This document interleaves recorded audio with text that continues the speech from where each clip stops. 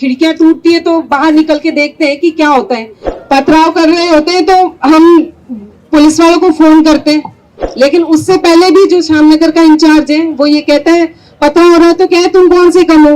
और उधर गोपाल शर्मा जी का पीएसओ वहां मौजूद होता है, वो पीएसओ पुलिस वालों के साथ आके ये कहता है कि ना इनको पकड़ो इनको पकड़ो, ये निशान ये ऐसे ही नहीं लगा है, तोड़ते मेरे पापा को इस तरीके से मारा पीटा जाता है जैसे वो कोई आतंकवादी है।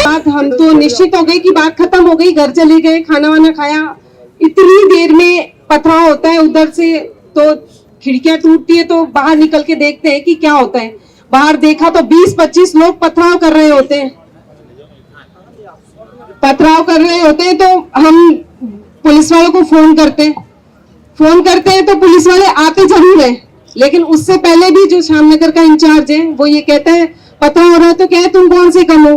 क्योंकि साल भर से ये चीज होती आ रही थी कि हम उसको प्रेम से ये कह रहे थे कि आप ये 10 बजे बाद लाओ, हमको कोई दिक्कत नहीं है, 30 फीट की रोड है, छोटी बच्ची है, निकल जाएगी लग जाएगी। लेकिन उसके बाद ये होता है कि वहां से थाना में जाते आता जरूर है, लेकिन वो जाता सूरज वर्गी के साथ है और उधर गोपाल शर्मा जी का पीएसओ वहां मौजूद होता है, वो पीएसओ पुलिस वालों के साथ आके ये कहता है कि ना इनको पकड़ो इनको पकड़ो इनको पकड़ो। पथराव में मेरी बच्ची की लग जाती है, सर फूट जाता है। हाँ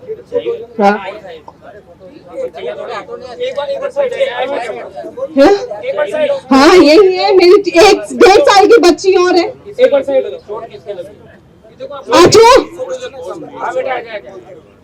इसके लिए कहते हैं कि पट्टी झूठी बांध रखी है, थाना इंचार्ज ये कहता है कि पट्टी झूठी बांध रखी है। मैंने वही है ना ये पट्टी खोल के बताई कि ये देखो, और अभी भी देखो आप लेता हो, ये निशान ये ऐसे ही नहीं लगा है। उस समय ये कंडीशन थी कि मेरे भाई को गाड़ी में बिठाया जा चुका था, इसके लिए एम्बुलेंस हमने बुलाई, थाने वाले ने नहीं बुलवाई।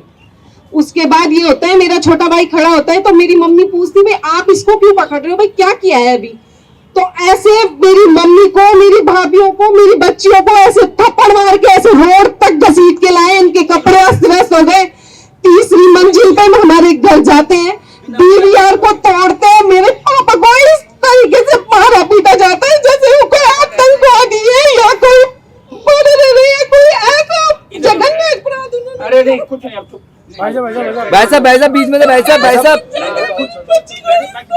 अरे आप कुछ नहीं होगा, जो हो गया उसका तो मैं नहीं कह सकता, लेकिन आप सबको दंड मिलेगा। जो लोग इसके अंदर इन्वॉल्व थे उन सबको दंड मिलेगा, और आप हाथ जोड़ेंगे उसके बाद आप इच्छा हो तो माफ करना, नहीं तो अंदर जाएंगे सारे लोग। ठीक है, बिल्कुल आप निश्चिंत रहें। जो आपकी भावना बेटा रोने की बात है, हम सब आपके साथ हैं भाई आपके, लेकिन आपने ये अन्याय अत्याचार तो हमारे बुजुर्गों पर बहुत समय से होता रहा है।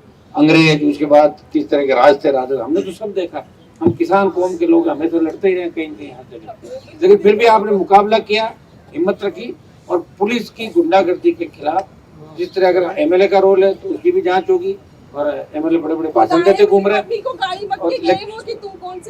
अखबार चलाने वाले व्यक्ति समझदार होना चाहिए, उस व्यक्ति को इस तरह की बात नहीं करनी चाहिए, गलत बात है।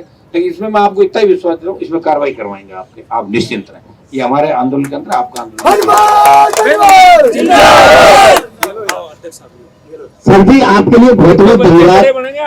और यदि आप हमारे साथ हैं तो हम अकेले नहीं है, अब हम 11 हो गए।